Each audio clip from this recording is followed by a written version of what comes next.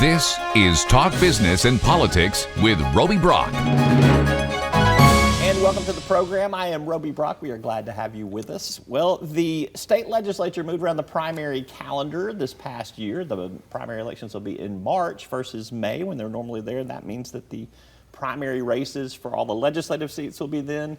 We've got two of our Talk Business and Politics contributors that keep up with our state legislative races, Jason Tolbert and Trey Baldwin. We appreciate you both being here with us. I'm going to go ahead and identify you as a Democrat and you as a Republican, just to let everybody know that we're going to be looking at some of these races here. Top legislative races, but before we get to the legislature, let's talk about the Democratic presidential primary. Who's your pick to win Arkansas in the primary? My pick to win Arkansas is going to be the front runner as of right now, Joe Biden. There's no reason to think he's not going to do very well in a state like Arkansas. Of course, we don't know until Iowa, New Hampshire, South Carolina, and Nevada happen who our curveball or wild card is going to be that emerges like a walking, talking, breathing ball of fire. I'm not sure if that's going to be Andrew Yang or Amy Klobuchar or Pete Buttigieg. What about Mossy Bird? Now, Mossy Bird's on the Democratic ballot there. Mosey Boyd from Fort Smith, Sebastian County. You know, I'll put her as a dark horse. I'll put her as a dark horse right now. Okay. But I think we have Joe Biden doing well with traditional Democrats, African Americans, older voters, and I think that's going to be his strength in Arkansas. I'm sorry, I botched the name there, Mossy Boyd there.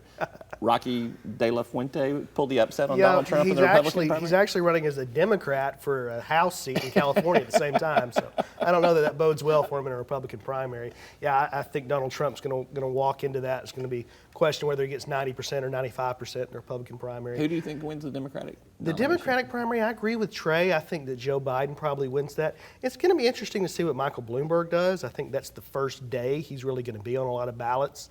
He's showing that he's going to spend a lot of money to try to make a splash that day. If he doesn't do well on that, SEC Super Tuesday day, he's probably out. So he either does well or that's the end of Michael Bloomberg's campaign. All right, let's turn to some legislative races. Let's begin in the state Senate. I'm going to let you both pick a Senate race that you want to profile. I'll let Jason go first because there's at least a couple more Republican than Democratic primaries. Sure, there's several good Republican primaries that are going to be that day. And it's going to be interesting to see what turnout does with the active Democratic presidential race on one side and not as active of a Republican presidential race on the GOP side. But one race I'm watching close is down in South Arkansas. Ben Gilmore is running for District 26, where Eddie Cheatham currently is the senator. He's been running for that one for some time, has garnered quite a bit of support. Of course, he works in the lieutenant governor's office, is well connected in the state.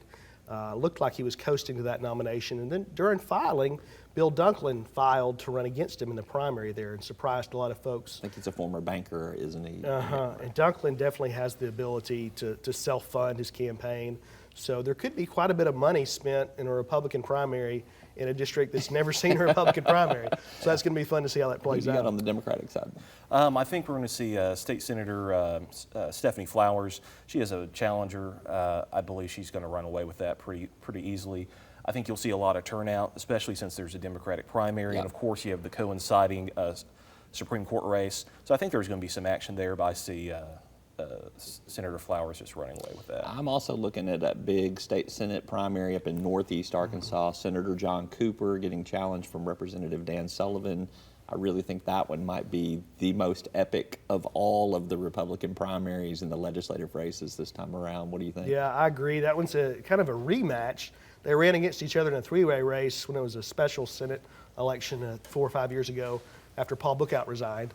And that's when John Cooper won the seat. Dan Sullivan then went and ran for the House seat and is now a representative running against him as an incumbent House member. So, and the roles have kind of reversed a bit. John Cooper kind of had the grassroots conservative support the first time around.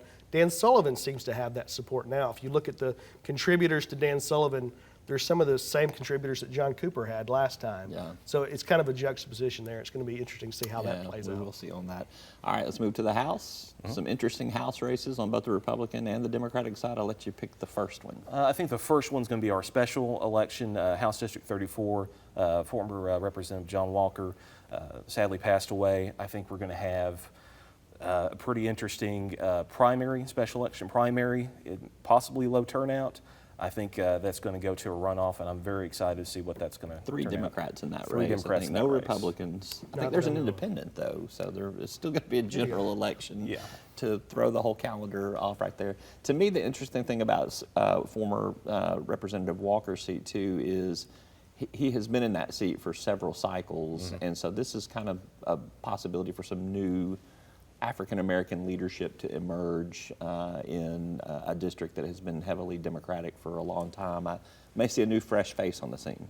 Definitely, definitely. You'll see newer faces in the state legislative Black Caucus, and it's definitely going to be something interesting to watch. All right, pick you a Republican race. Well, the House. one I think has garnered the most attention is, of course, Mickey Gates has created a vacancy down in the Hot Springs Village area.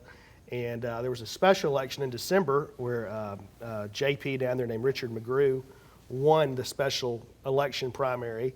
He runs in the general election on the same day he runs for the regular primary in March. So there's a three-way Republican primary where McGrew has to face a man named Jack Wells once again, who he beat in the special election. And then a third candidate, Richard Midcliff, is in that race as well. So it's possible that one could even go to a runoff. So you win a primary, then you have to turn around and win a second primary right after. You'll have a special general election on the day of the regular primary. Correct. That'll be nothing but confusing. It'll be very confusing for everyone down there.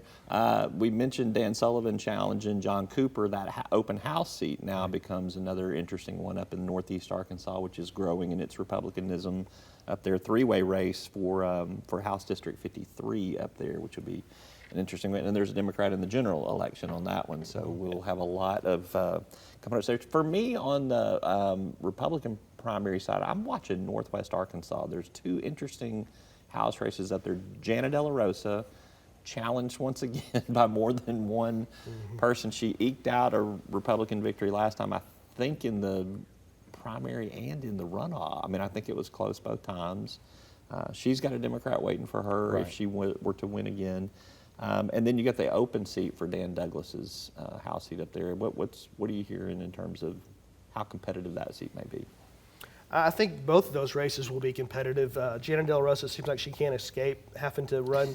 Every time she runs for re-election, someone files against her. So, every time you win, it seems like it's a little bit easier to win. So I look for her to do well, but it's just she always having to run against someone. Yeah. I think Northwest Arkansas Democrats have really stepped it up recruiting for the past few cycles. No one's going unchallenged.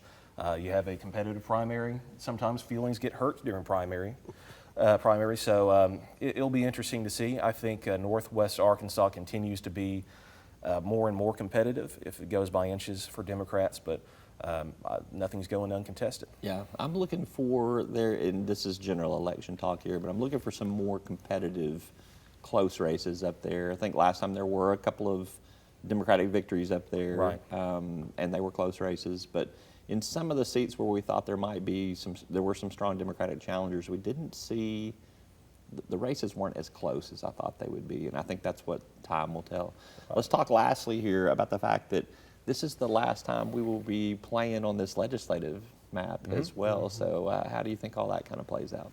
Well, I think it's going to be interesting. We mentioned earlier there's a shift in population. We're going to see the strength of Northwest Arkansas, their growth. I think we're going to see some interesting seats up there, a little bit more suburbanized, a bit more compact, and then like where we are from rural eastern Arkansas and southern Arkansas is going to be more spread out. Yeah. So I think it's going to be interesting. I think we're still looking at what redistricting is going to look like.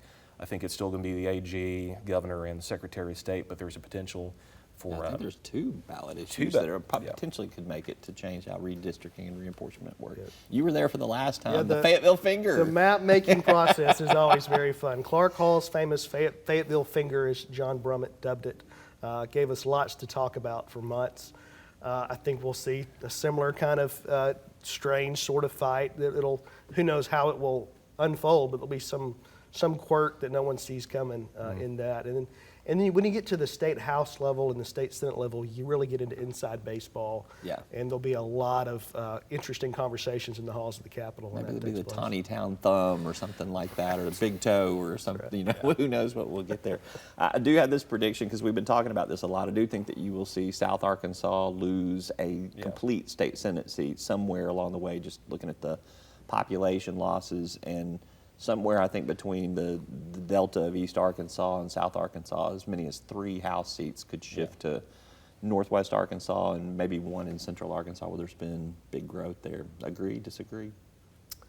No, I think you're right. What'll be fun is if there'll be another Humphrey situation where we have to keep the legislature in session for 3 or 4 days to correct some error that a blogger found on the map. You were a troublemaker, weren't you? Yes, you were. Yeah, I think the last time we did redistricting, that's the first time we split counties. I think this is probably going to be the same thing going forward. We're going to have some pretty fun map making going on for sure. But, I think 2021 or 2022, we'll have the census numbers. I'm just going to be poring over those to see where everything happens, where things are counting. So, All right. East Arkansas is going to have to get much bigger geographically. Yeah, it will. Those see it spread seats out. will be much more geographically larger. So, all right, Jason Tolbert and Trey Baldwin, I appreciate you both very much. Always great insight, and keep up with our list at talkbusiness.net. We're keeping up with all of the primary races, and we've got all the general election matchups, and we will have all of that updated after the March 3rd primaries. So, thank you both much. glad to be here. We're back with more right after this.